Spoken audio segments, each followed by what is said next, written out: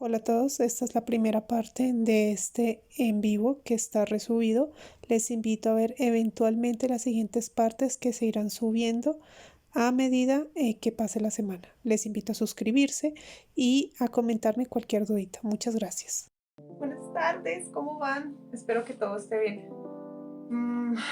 Si hay cambios de luces es porque estoy como con un nuevo cosito que asegura el celular, entonces como que se ve que iba a hacer un en vivo y la idea es responder las preguntas. Vi por ahí algunos comentarios sobre los dones espirituales, sobre constelaciones familiares, sobre el tercer ojo también sobre eso los vi. ¿Vale? Entonces de eso vamos a estar comentando. La idea es que vaya yo respondiéndoles las preguntas porque no tenía un punto como en mente para hablarles, porque todos nosotros llegamos a tener ciertas dudas. Ahora, puntualizando, yo voy a ir respondiendo según la experiencia que yo tengo. Bueno, yo no voy a imponer puntos, no voy a imponer verdades, esto que lo tengan súper claro, porque todos vamos a tener un punto de vista completamente distinto, ¿sí? Y lo que yo voy a estar explicando es según mi percepción, la experiencia que yo tenga. Creo que habrá un tema que yo no tengo experiencia, y si yo no tengo experiencia y no sé al respecto, muy honestamente voy a decir, no tengo ni idea. Bueno, porque pues tampoco omnisapiente soy, ¿vale? Por ahora. Voy a leer porque yo por aquí tengo las capturas de pantalla de los puntos comentados. ¿Listo? Voy a empezar a responder los puntos que me comentaron anteriormente en el grupo Espiritualmente Humano, que aquí los tengo. Entonces, Diana pregunta, a mí me gustaría que hablaras de los dones que algunas personas tenemos, en especial la clariaudiencia, para saber más sobre el tema. Vale, espero que se esté escuchando súper bien. Muchas gracias por avisarme. Saludos a Gloria, a Sergio, a Danivia y bueno, hay otras personas, discúlpenme. Es que si me pongo a meterle mano al celular, este trípode que tengo es muy flexible y va a empezar el celular a hacer así. Porque es como un cablecito, entonces empieza a, a saltar. Vale, entonces, de los dones, miren, yo voy a serles muy honesta. ¿Listo? Para mí, hola Natseli, para mí todo es un don. A mí me enseñaron que todo es un don. Ahora, ¿dones en qué término? En este caso vamos a hablar de los dones espirituales. Pero bajémonos un poquito esa idealización de las habilidades espirituales como dones, porque las empezamos a ver como por allá, bien grandes, por allá bien altas, y empezamos a idealizar eso, pero realmente nosotros podemos tener dones que no nos damos cuenta y que las estamos dando por sentado, como por ejemplo el don de la paciencia, el don de la constancia. Eso es un don. Cosas que de pronto otras personas no tienen y que tienen que fortalecer. Entonces, esto sí, para tenerlo como un poquito más en específico y consciente. Ahora, sobre las habilidades o los dones espirituales. ¿Qué les puedo decir? Cada persona tiene un potencial. Bueno, va a tener una afinidad con una habilidad en especial. Algunas más que otras, claro está. Entonces, ¿qué sucede con esto? Que nosotros debemos entender que para poder desarrollar estas habilidades más fácilmente debemos aprender a depurar todos los condicionamientos que tenemos. Hay personas que ya nacen con estas habilidades ya despiertas o latentes. Saquémonos también de la mente el mito de que es que el don te lo dio Dios y entonces es un regalo. No, mi amor, a ti no te regalan nada. Tú eres Dios. Tú tienes todas las habilidades del mundo. ¿Sí? Tú las tienes. Que no las has podido desarrollar o que no hemos sabido desarrollarlas es otra cosa. Pero tú tienes todo latente. Tú no puedes decir yo soy el uno, yo soy todo con el uno. Si yo me empiezo a minimizar y empiezo a decir es que tengo solo un don o dos dones, a ver cuál tengo. con el que tú seas más afín, lo vas a desarrollar o vas a nacer con ese desarrollado. Esta habilidad nosotros nos la ganamos con el esfuerzo, con las experiencias que hemos tenido en esta y en otras vidas. O sea, no es el cuento de que es que te lo regalaron y entonces, porque hay personas que se aprovechan de eso de Dios te dio ese don, entonces no deberíamos cobrar por él o tú no deberías pedir nada a cambio, o si Dios te lo dio es porque obligatoriamente tienes que empezar a ayudar a los demás, porque sí. Todos tenemos habilidades, todos tenemos, como se dice popularmente, el don. Todos tenemos dones y esto es algo innato porque tú eres el universo, tú eres Dios en una expresión y por ende tienes toda la posibilidad de tener todos activos si estás afín y preparado para ello. Bueno, ¿qué pasa con la clariaudiencia? Se dice que la clariaudiencia, que perdónenme si de pronto digamos que yo ya le perdí un poquito como la cuestión del interés a las habilidades, se dice que la clariaudiencia es escuchar, ¿sí?, cosas antes de, ¿vale? Como por ejemplo, que escuchas que el teléfono suena, pero realmente no está sonando y al rato suena porque te está recibiendo una llamada. O escuchas que alguien te habla y al momento llega esa persona que tú habías escuchado algo diciéndote lo mismo. Es como una sensibilidad del tiempo-espacio que tú captas antes de, pero normalmente es con sonidos. Claro, también a veces se puede complementar con visiones. Ay, perdón, me dieron un estornudo. Entonces, esto tiende a ser, digamos, como una habilidad, una sensibilidad. Las dimensiones tiempo-espaciales, nosotros somos los que nos limitamos. Por eso está la clarividencia, la clariaudiencia, la mediunidad.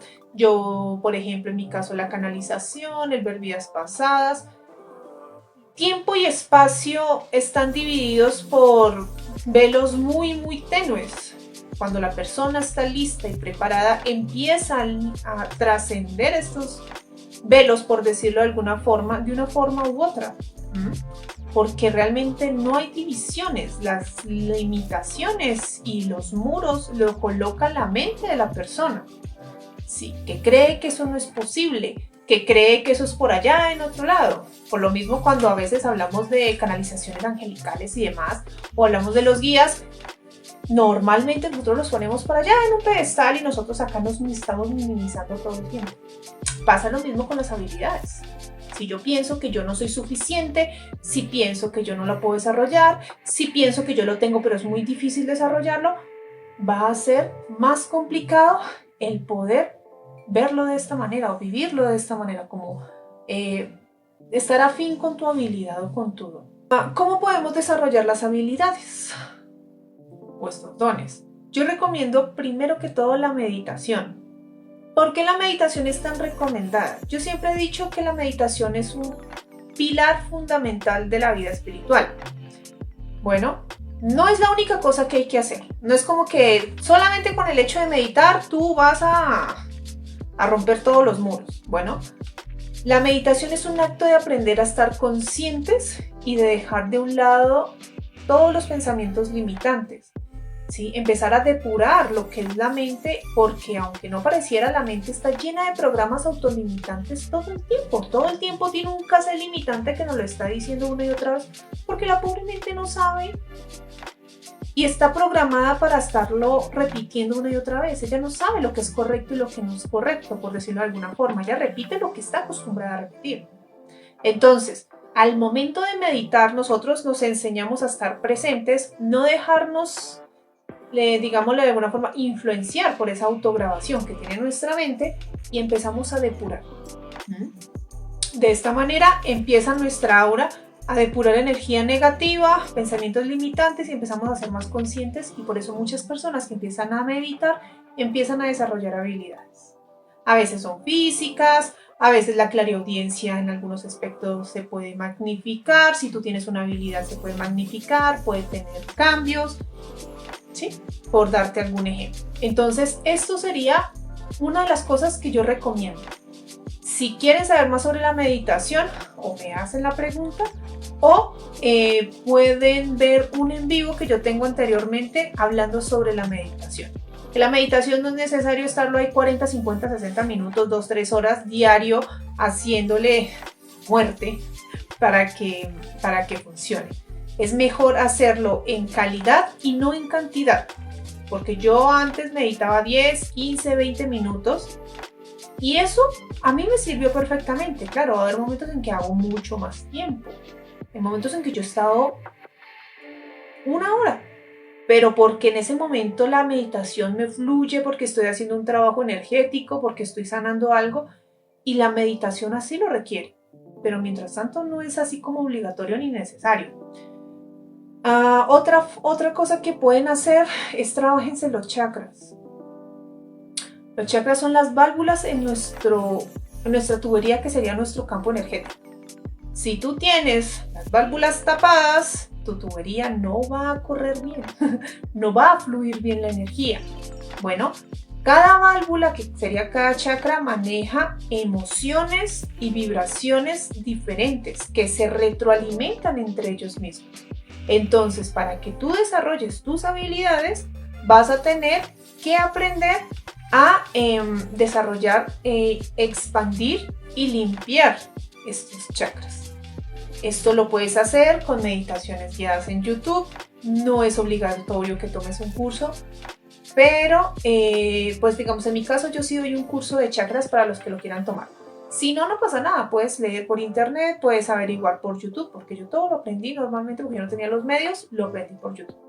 Bueno, muchas de las cosas lo aprendí por YouTube y eventualmente con el tiempo y la experiencia empecé a darme cuenta de ciertas cosas, con la preparación empecé como a aprender y demás. Entonces nunca va a ser obligatorio que tomen cursos, pero sí sean autónomos y sean consecuentes, porque si ustedes quieren, digamos, expandir su conocimiento, despertar habilidades, mejorar su vida, pero no hacen nada, entonces ¿a qué estamos jugando?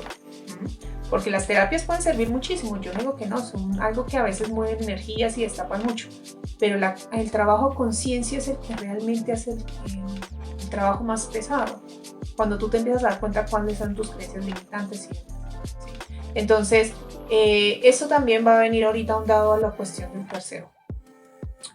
Vamos a ir viendo qué otras preguntas y se han hecho más comentarios, porque tengo que estar como reiniciando toda la cuestión. ¿Qué tan fiables son las constelaciones familiares y las barras de Access? Esta pregunta la hizo Stephanie Morales. Mira, yo no puedo hablarte de las barras de Access porque no las conozco. Creo que es muy parecido a la radiestesia, en cuyo caso podría decir que es fiable si aprendemos a hacerlo bien o lo hacemos de manos de una persona que sea confiable. Por lo mismo que hablaba de las terapias, ninguna terapia te va a hacer el trabajo que tú tienes que aprender a hacer por tu cuenta. Eso sí, que nos lo tatuemos en la mente. Bueno, hola Luis. Eso tengámoslo muy presente. No importa si es constelaciones, no importa si es barras de Access, no importa si es una sesión de registros, de tarot, de vidas pasadas, de Ho'oponopono, de Reiki, miren, lo que ustedes quieran y lo que gusten, porque para gustos colores hay muchísimas terapias que pueden ser extremadamente buenas. Pero ¿qué sucede? Que ellas están para brindarte herramientas y ayudarte en una parte del proceso, pero no pueden hacer todo el proceso para ti. Entonces yo siempre recomiendo que se preparen. O sea, si ustedes quieren sanar, prepárense para sanar, estudien cómo sanar y hagan el trabajo, así sea 10, 15, 20 minutos al día para sanar. ¿Sí? No esperen a que alguien les solucione la vida, porque realmente nadie lo va a hacer. No conozco las barras de Access, así que no tendría un criterio propio para decir esto funciona así o allá. Pero eso es lo que puedo decir en general sobre las terapias. Sobre la constelación familiar.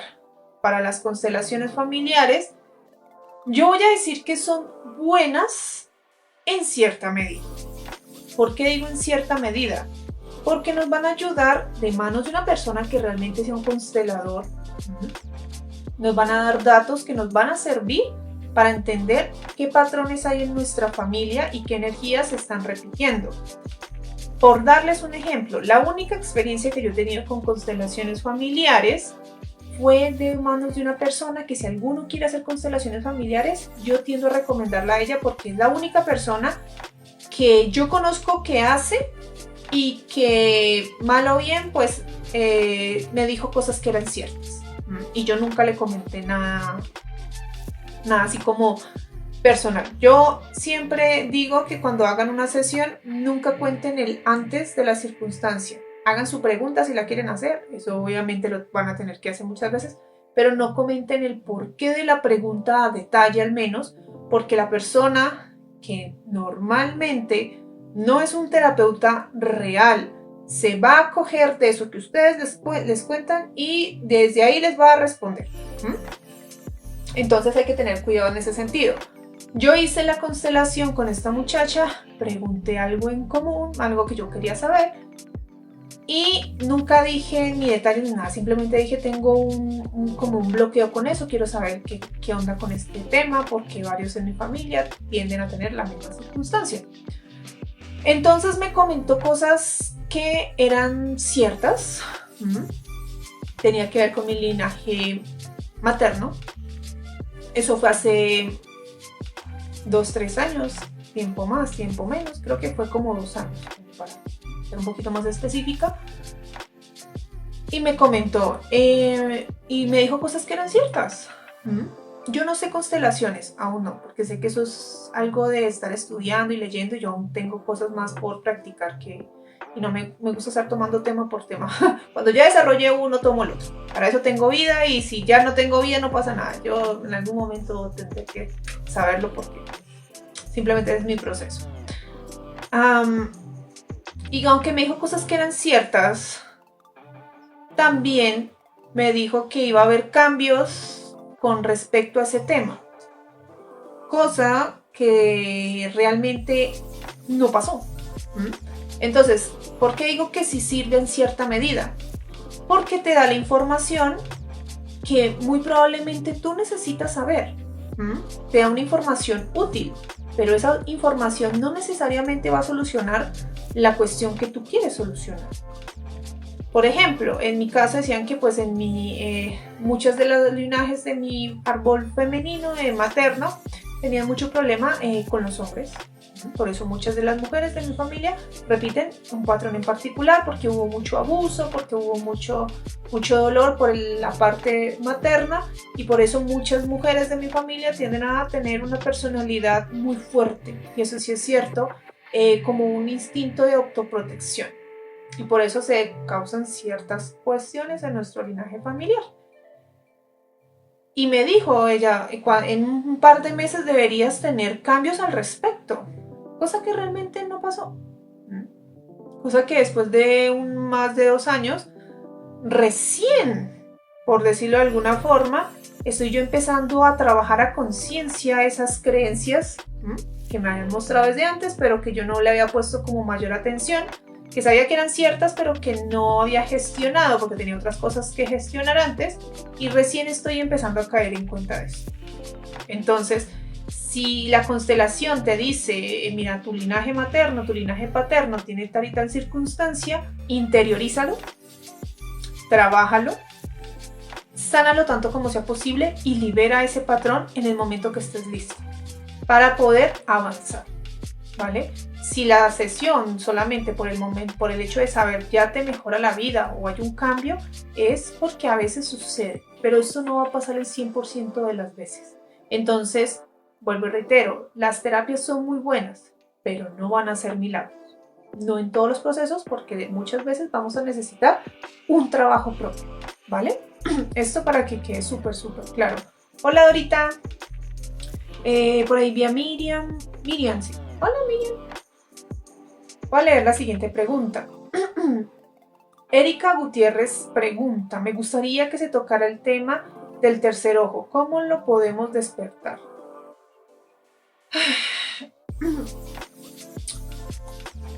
¿Para qué quieres despertar el tercer ojo?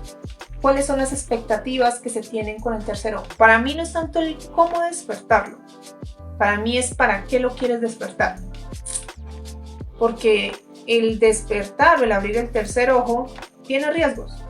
Y si tú no estás lista o listo y te pones a jugar a abrir el tercer ojo, puedes pasar mal. Y no lo tomen como un terrorismo, tómenlo como una advertencia. Y ya les voy a explicar el por qué. Pero mi pregunta sería, ¿para qué quieren abrir el tercer ojo? ¿Qué creen que van a lograr con eso? ¿Por qué? Porque si ustedes hacen la expectativa de que con abrir el tercer ojo, ustedes van a estar viendo por allá y ya no van a tener problemas y van a ser omnisapientes, videntes y de todo. No necesariamente. Ojo, el tercer ojo hace parte de los 7 chakras.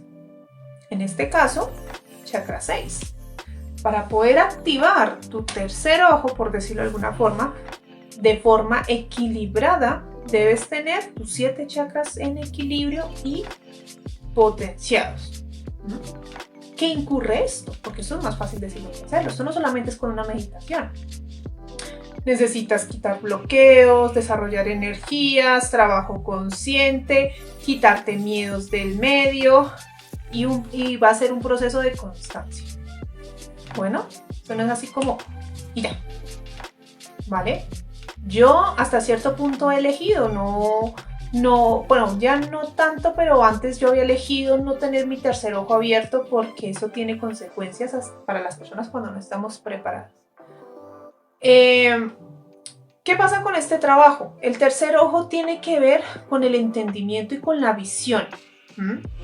Si tú no estás listo, tienes un montón de creencias limitantes, tienes miedos, tienes apegos, tienes un ego que es bien vulnerable, tu tercer ojo se va a bloquear o tu mente te va a empezar a mostrar lo que es afín a ti, lo que es afín a tu vibración. Te lo va a mostrar. Entonces, ¿qué cosa estás vibrando tú? ¿Qué creencias limitantes tienes tú? Claro, te puede ayudar un poco a ver más allá, pero si tu ego está condicionado a ciertas creencias limitantes, va a ser muy choqueante comprender y va a ser muy difícil, digamos, tener un proceso neutro. Entonces, como el tercer ojo es parte de los 7 chakras, va a estar abierto o expuesto o sensible según tu nivel de vibración o tu nivel de sensibilidad, porque hay personas que ya lo tienen abierto pero no desarrollado, que eso es otra cosa. Una persona que lo tiene abierto puede tener sueños lúcidos, puede ser muy sensible, puedes tener una percepción, una intuición muy abierta, puede ver espíritus, pero no está del todo desarrollado, está un poquitito y nomás está abiertico, pero pues aún le falta desarrollarse a ese tercer ojo. Y eso es lo que nosotros tenemos que aspirar a hacer, pero para eso tenemos que desarrollar todos nuestros otros chakras, porque después de todo, este va a ser el entendimiento. Yo tengo que estar lista para encontrar ese entendimiento y ver más allá. ¿Sí me hago entender? También el tercer ojo se va a desarrollar según nuestro potencial. No es como que el tercer ojo para todos sea igual y todos vamos a estar viendo las cosas de igual manera. En mi caso, como mi proceso y mi misión de vida está ligado a ser una maestra, mi tercer ojo se ha abierto para entender los procesos humanos, por decirlo de alguna forma. A través de mi propia experiencia, claro está. Por eso es que muchas veces les he comentado que yo como que he aprendido intensivamente. Es como aprende o muere muchas veces. Y es por lo mismo, porque se me reta a entender muchas circunstancias que yo eventualmente tengo que explicarles a ustedes. ¿Sí? Muchas veces no me agrada, porque cuando son muy intensivos esos aprendizajes, no me agrada, pero entiendo que es parte de mi proceso y es lo que estoy yo aprendiendo. Pero si otra persona tiene otro proceso, como por ejemplo el ser un sanador, puede desarrollar su tercer ojo para empezar a ver auras, para empezar a ver las larvas de las otras personas, para ver los malestares, para poder ayudar y prepararse para sanar a la otra persona. Me voy a entender un poquito en este sentido. Entonces, no a todos se les abre el tercer ojo igual, no todos tienen un mismo proceso. ¿Y qué pasa si te pones a abrir el tercer ojo a lo pendejo? Porque, perdón la expresión, así la gente lo toma, cree que eso es así, que ya, que abro mi tercer ojo y entonces empiezo a ver. Si te pones a abrir el tercer ojo, puedes tener sensibilidad que no vas a poder manejar. Si tú empiezas a abrirte a ver espíritus, ellos te van a ver a ti con más fuerza. Y ahí puedes tener malos encuentros, habrá personas que... Esos son los casos más extremos. Ojo, que aquí eso sería algo muy extremo, pero incluso pueden entrar en posesiones, se les mete algún chascarrillo. Si la persona tiene una propensión a ser un medium, pues ahí es cuando más se le va a despertar este factor de riesgo. Pueden tener hipersensibilidades, percepciones más que no van a saber manejar, porque está empezando a intentar entender y tiene toda esa información que no está listo para gestionar, y normalmente es tu energético dimensional que se va a expandir. Entonces es complejo. Bueno, yo no es por meterles terrorismo, es porque a mí también me sucedió. Yo aprendo, como les vuelvo y les reitero, les enseño porque conmigo se aprendió muere muchas veces. Y mis guías me dieron una probadita de lo que es abrir el tercer ojo sin tener una preparación. Por eso, por un tiempo yo elegí no abrir mi tercer ojo. Eventualmente, con la experiencia y demás, he ido abriendo y soltándolo cada vez más. Y no significa que yo veo todo el tiempo espíritus y que yo estoy viendo dimensiones todo el tiempo. No, mi proceso es verme a mí misma cada vez más, entenderme cada vez más, porque a través que yo me entienda, entiendo el todo, entiendo cómo está el proceso de la vida humana y más o menos les explico cómo llevarlo, ¿no? Obviamente entendiendo y respetando que cada uno tiene un proceso. Entonces, eso es algo que hay que desarrollar y tener paciencia. No es como abrir el tercer ojo y ya, omnisapiente, vidente, ¿sí? No es tan así. ¿Se te pueden despertar ciertas habilidades? Claro que sí, pero no necesariamente es como que te vuelvas una persona espiritual por tenerlo. De hecho, hay muchas personas que utilizan su tercer ojo para hacer cosas negativas porque su vibración y su mente los condiciona a hacer así. Y no se dan cuenta que incluso resultan engañados ellos mismos. Entonces, ojo con eso. Jimar dice regresiones. Deberían puntualizar un poquito más las preguntas, pero bueno, ¿qué les puedo hablar de las regresiones? A ver, las regresiones, hay diferentes tipos de regresiones. En el caso de la normal y de la hipnosis regresiva, que te hacen la hipnosis y que tú ves tus vidas pasadas, o a veces un proceso de regresión en esta vida, incluso a hechos traumáticos y demás, pues siempre hacerlo de manos de una persona que tenga experiencia. Yo recomiendo nuevamente que hagan meditaciones antes, porque si tú estás condicionado por tu mente te puede mostrar lo que quiere que tú veas. Eso, muchas gracias. Sí, las regresiones, ¿para qué te benefician? Normalmente te va a beneficiar para entender algún proceso que tienes ahí doloroso, cuando son, digamos, hipnosis regresivas de algún trauma, para entender de dónde viene, por qué se desencadenó. Cuando son de otras vidas, es exactamente para lo mismo. Beneficios es entenderte, comprenderte para qué viene este proceso y por qué viene o por qué se desencadenó, y entender el proceso de esa persona que tú fuiste en otra vida, por darte algún ejemplo. O la persona que, digamos, cuando son traumas de niños, pues entender el por qué el niño actuó así y entenderte un poquito más. Bueno, pero hay varios tipos de regresión o de ver estas circunstancias. Bueno, la más popular es la regresión hipnótica. Esa es la más popular, ¿sí?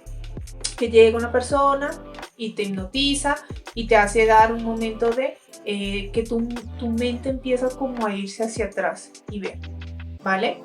Aquí yo explico que hay pros y contras. ¿Por qué hay pros y contras? Porque por una parte te va a ayudar a ver y entender ciertas circunstancias, que eso por esa parte genial. Pero ¿cuál es la contra? Que puedes ver y experimentar cosas que no te van a gustar. Depende también del condicionamiento de tu mente.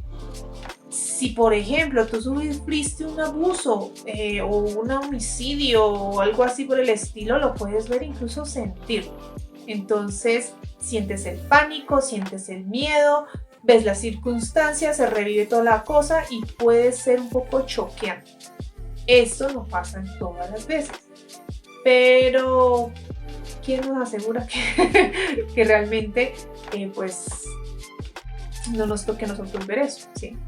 A mí personalmente en regresiones mías que yo haya puesto audios en YouTube, incluso la regresión que a mí me llegaron a hacer, porque con una persona yo me hice una regresión hipnótica, no llegué a ver nada así como muy choqueante, todo fue como imágenes vienen y van, pero sí conozco casos de personas que hacen sus regresiones, ven sus vidas pasadas y se resultan arrepintiendo porque ven cosas que no son bonitas de ver. Así de sencillo es. Entonces hay que tener un poquito de cuidado con eso. Bueno, sí son muy buenas, pero tienes que tener una mentalidad fuerte y prepararte de que puede que sepas cosas que no te van a gustar. Esa es la más común, que sería la hipnótica. En mi caso, digamos que yo veo vidas pasadas por las otras personas. Ojo, hago la interiorización, miro sus vidas pasadas y se las describo. Y yo se los explico. Si hay momentos en que yo, no voy a decir que todas las veces, gracias a Dios, porque si no entonces sería complejo estar viendo sesiones todos los días, pero si hay momentos en que yo he chocado con vidas que son muy complejas y muy difíciles, no me imagino para una persona que no tiene la experiencia. A mí me fueron como poco a poco sumergiendo con delicadeza. En ese sentido sí digo que mal o bien, ya sean mis guías, o sea mi yo superior, o sea un mecanismo de defensa, me han ido como intentando cuidar de no ver cosas demasiado traumáticas. Pero yo he visto cosas muy dolorosas, he sentido las energías de cosas muy dolorosas, incluyendo mis propias vidas como las vidas de las otras personas. Y hay momentos en que la energía te supera. Momentos en que yo en sesión me he puesto a llorar porque es muy difícil ver que una persona la están matando o una persona está abusando y esa alma o esa conciencia está llorando, está sufriendo y tú sientes cómo esa persona se siente. Entonces, para mí a veces es complejo, pero yo lo hago porque ya estoy, entre comillas, acostumbrada. Hay momentos en que sí me bajonea. Pero si tú tienes una mentalidad muy débil, te haces expectativas de que vas a ver cosas rosas, pues te estrellas. Porque si viene una memoria conflictiva, puedes pasarla mal, porque llega tu vida en la que te han hecho una cosa o la que tú has hecho, que no sé qué es peor honestamente, y ves que tú has hecho algo muy malo o que a ti te han hecho algo muy malo, y si tú eres una persona muy sensible, te vas a achacar todas esas emociones, te empiezas a culpar o empiezas a culpar a las otras personas, y eso es contraproducente. Entonces habría que tener un poco de cuidado. Personalmente, pues si vas a hacer una regresión de manos con una persona que te apoye, pues tratar como de tener una mentalidad fuerte, preparándote de que puedes ver cosas negativas, entre comillas, porque son experiencias, todo es neutro según la preparación que nosotros tengamos para soportarlas, o más bien, pues una persona que pueda ver estas circunstancias por ti, que en este caso yo veo vidas pasadas, pero pues no conozco otra persona que las vea por las otras personas, pero bueno, en este caso yo, o puedes verlas tú, o a veces se hacen por tarot. En tarot también se pueden ver vidas pasadas. Eso es lo que yo puedo decir al respecto, no sé si tienes otra pregunta. Espero les esté gustando el en vivo, está súper interesante porque me gusta responder sus preguntas.